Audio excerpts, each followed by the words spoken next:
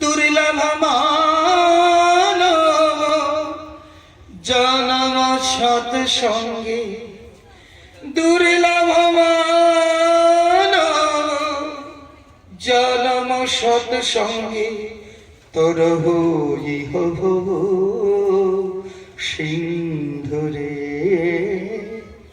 ভজ হরে মন শ্রীনন্দনন্দন, অভয় চরণ বিন্দরে। এ ধন যৌবন পুত্র পরিজন, এ থেকে আছে পর তিথিরে। কমল দল জল জীবন টলমল।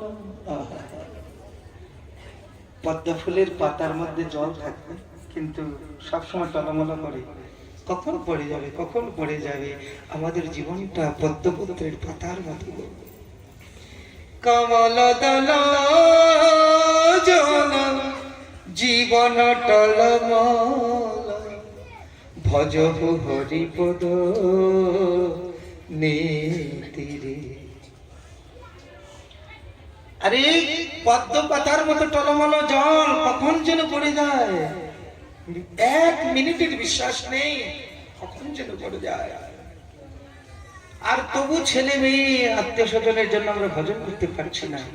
মহাজন বলছেন, এই ছেলে মেয়ের জন্য সারা দিন রাত কঠোর পরিশ্রম করছে, কিন্তু ভগবানের জন্য কিছু করছি না।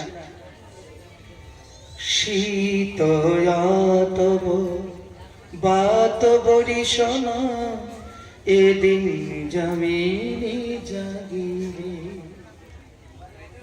বিফলে সে বিনো কৃপণ দুর্জন, যাদের সেবা করছি তারা কৃপণ দুর্জন, কেউ সুজন না। বিফলে সে বিনো কৃপণ দুর্জন, এরা সব কৃপণ দুর্জন।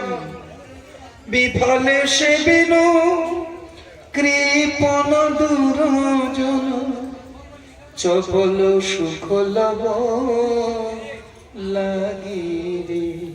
সংসারে যে সুখ পাই এটা বিদ্যুতের মতো, বিদ্যুৎ যেমন একটা ঝলক দেয়, কিছু সুখ পাই বিদ্যুতের মতো, চপল সুখ লব লাগি। এই সুখের জন্য দিন রাত পরিশ্রম করি, আসলে সেটা সুখ নয়। তাহলে কি করব? শ্রবণ কীর্তন স্মরণ বন্দন, পাদ সেবন দাসরে। এগুলা করে শ্রবণ কীর্তন স্মরণ বন্দন, পাদ সেবন দাসরে।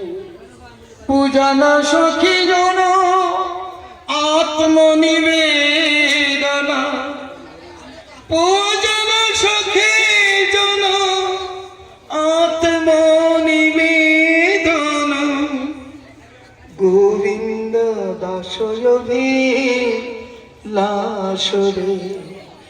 ভজ হরে মন শ্রীনন্দনন্দন, অভয় চরণ বিন্দরে।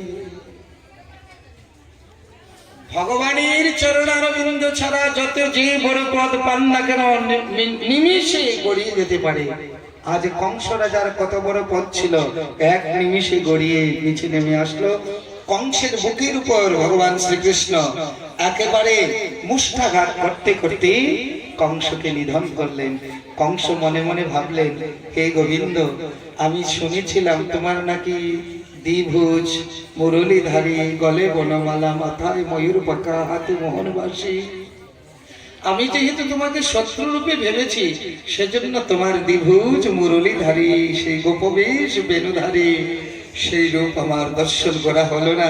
আমি শত্রুভাবে ভেবেছি, সেই জন্য আমাকে শত্রুভাবে দর্শন। যে যথামাং প্রবর্তন্তে তাং তথৈব ভজাম্যহং, মম বর্তমান বর্তন্তে মনুষ্যপুত্র সর্বস্ব। আচ্ছা, ভগবান কি কারো শত্রু হয়? কখনো শত্রু হয় না। যার যেমন ভাব সেই অনুযায়ী সে তাকে দর্শন দিই। বলে কংস মর্দন